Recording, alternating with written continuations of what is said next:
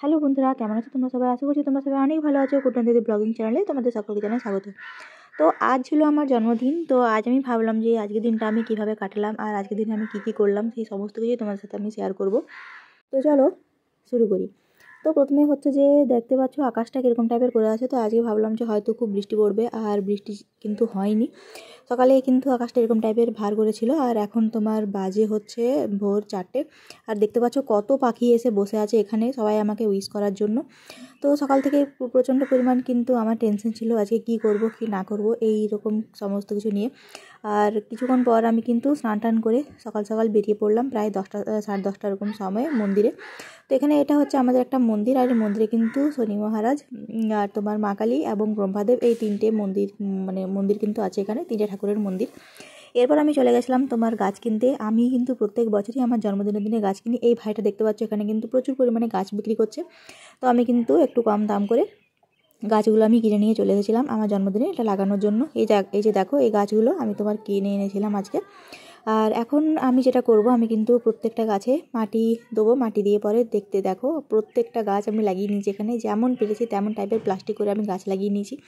তো আমার জন্মদিনে কিন্তু আমি গাছ লাগাতে ভীষণ রকম পছন্দ করি। এরপর ছিল কিছু মেনু আমি তৈরি করেছিলাম আজকে। সত্যি কথা বলতে আমার জন্মদিনে সমস্ত কিছুই কিন্তু আমি তৈরি করি নিজের হাতে, বাড়ি সবাইকার জন্য। তো জন্মদিনের কেকটা যে আমি নিজের হাতে তৈরি করেছিলাম সেই কেকটাই কীভাবে করেছি সেটা আজকে আমি তোমার সাথে শেয়ার করব। তো এখানে দেখো প্রথমে আমি যেটা করেছিলাম, দুটো হ্যাপি বিস্কুট নিয়ে নিয়েছিলাম। এরপর বিস্কুটটাকে কিন্তু আমি খুব ভালো করে গুঁড়ো করে নিয়েছিলাম মিক্সার গ্রাইন্ডারে গুঁড়ো করে নেওয়ার পর কিন্তু আমি একটা বাটির মধ্যে সেই গুঁড়োটা ঢেলে নিয়েছিলাম। তো এই যে কেক তৈরি করার পুরো প্রক্রিয়াটা আজকে আমি তোমার সাথে শেয়ার করব। আমার কিন্তু সত্যি কথা বলতে গেলে ফ্রুট কেক খেতে ভীষণ রকম ভালো লাগে, তাই জন্য আমি ভাবলাম যে একটা চকলেট ফ্লেভারের করব, কিন্তু ফ্রুট কেক করব।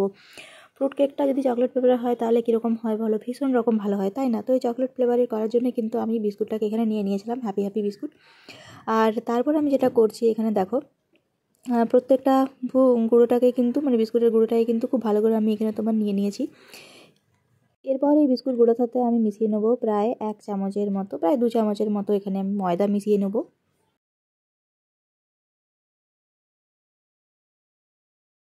এরপর আমি এখানে দিয়ে নিয়েছিলাম 1 চামচের মতো চিনি। তোমরা কিন্তু অবশ্যই চিনিটা তোমাদের মিষ্টি অনুযায়ী তোমরা এখানে দেবে।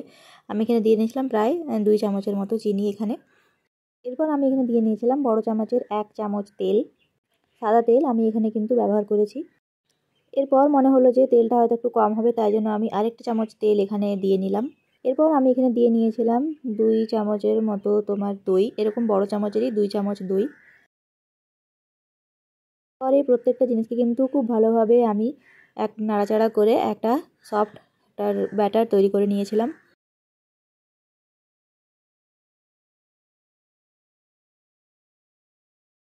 দেখো এরকম করে ব্যাটারটা কিন্তু আমি তৈরি করে নিয়েছিলাম। ব্যাটারের থিকনেসটা ছিল কিছুটা এরকম। এরপর আমি এখানে দিয়ে নিয়েছিলাম 1 চামচের মতো বেকিং সোডা, আর দেখো এখানে আমি দিয়ে নিয়েছি 1 চামচের মতো ইনো। এরপরে প্রত্যেকটা উপকরণকে কিন্তু খুব ভালোভাবে নাড়াচাড়া করে আমি কিন্তু মিশিয়ে নেব।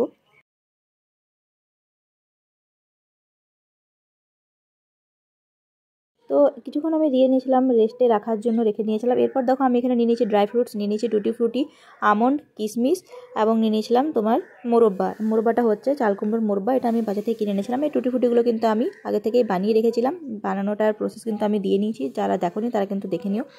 এরপর দেখো আমি কিন্তু এখানে দিয়ে নেবো প্রত্যেকটা ড্রাই ফ্রুটস কিন্তু আমি এখানে মিশিয়ে নেবো। কাজু, কিশমিশ, রুটি, মোরব্বা প্রত্যেকটা উপকরণকেই কিন্তু আমি এখানে তোমার মিশিয়ে নিয়েছি খুব ভালোভাবে। এরপর আমি এখানে আরও ভরে ভরে কিছু ড্রাই ফ্রুটস দিয়ে দিচ্ছিলাম, যেহেতু ড্রাই ফ্রুটসের কেক খেতে কিন্তু আমি ভীষণ রকম পছন্দ করি, সেই জন্য। এখন দেখো আমি একটা এখানে নিয়ে নিয়েছি বাটি, আর এই বাটির মধ্যে কিন্তু আমি যেটা করব সামান্য পরিমাণ কিন্তু অয়েল ব্রাশ করে দেবো। ভালো করে তেল ব্রাশ করার পর কিন্তু আমি এখানে দিয়ে নিচ্ছি কলা পাতা। তোমরা চাইলে কিন্তু এর পরিবর্তে তোমার বাটার পেপার বা এমনি পেপারও দিতে পারো। কাগজটা কিন্তু খবরের কাগজ কিন্তু একদম ব্যবহার করবে না, তোমরা চাইলে বাটার পেপার বা এমনি যে সাদা কাগজ যেগুলোতে লেখালেখির কাজ হয় সেই কাগজগুলো তোমরা দিতে পারো। আমি এখানে দিয়ে নিচ্ছি কলা পাতা, যেহেতু আমাদের বাড়িতে কলা গাছ আছে অনেক পরিমাণে, তাই জন্য। ভালো করে সেট করার পর কিন্তু আমি যেটা করবো ব্যাটারটাকে কিন্তু আমি এই পাত্রটার মধ্যে খুব ভালোভাবে দিয়ে নেবো। তো এই দেখো ব্যাটারটাকে কিন্তু আমি খুব সুন্দর করে এখানে ভরে নিয়েছি। এরপর আমি যেটা করব ওপর থেকে আমি আরও দিয়ে নেবো কিছুটা পরিমাণ ড্রাই ফ্রুটস। এখানে নিয়ে নিয়েছি আমন্ড, কাজু, কিশমিশ ড্রাই ফ্রুটস মানে টুটি ফ্রুটিগুলো, আর নিয়ে নিয়েছি মোরব্বা। এগুলোকে আমি কিন্তু খুব সুন্দর করে এখানে সাজিয়ে নেবো।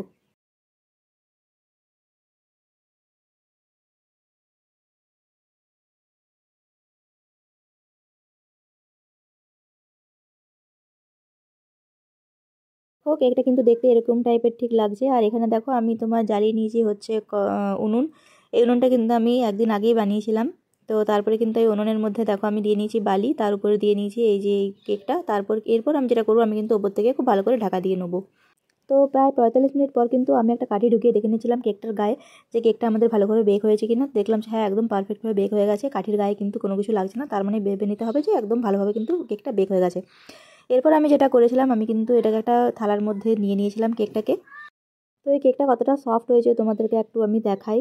একবার দেখো কেকটা কতটা সফট হয়েছে। আর এমন না যে না এটা কাঁচা আছে বা কিছু, সেরকম টাইপের কিন্তু না। আর দেখো একবার কেকটা এইভাবে হাত দিচ্ছি, দেখো কতটা পরিমাণ সফট হয়েছে এই কেকটা। তোমরাও কিন্তু চাইলে এভাবে তৈরি করে নিতে পারবে বাড়িতেই, একদম কম সময়ে এবং একদম কম খরচের মধ্যে টুটি ফ্রুটি কেক বা তোমার ড্রাই ফ্রুটসের কেক। তো এই দেখো আজকে আমি আমার জন্মদিনের জন্য তৈরি করে নিয়েছিলাম ছোলে ভাটুরে ড্রাই ফ্রুটস কেক। আর মিষ্টিটা অবশ্যই কিন্তু দোকান থেকে কিনে আনা হয়েছিল। আর ছিল সিমুইয়ের পায়েস। তো আমাদের বলা হয় যে মেয়েদের জন্মদিনে চালের পায়েস করতে নেই, সিমুইয়ের পায়েস করতে হয়। তো আমাদের বাড়িতে যে নিয়মটা আছে, এটা কাদের বাড়িতে আছে সেটা কিন্তু আমাকে অবশ্যই কমেন্ট করে জানিও।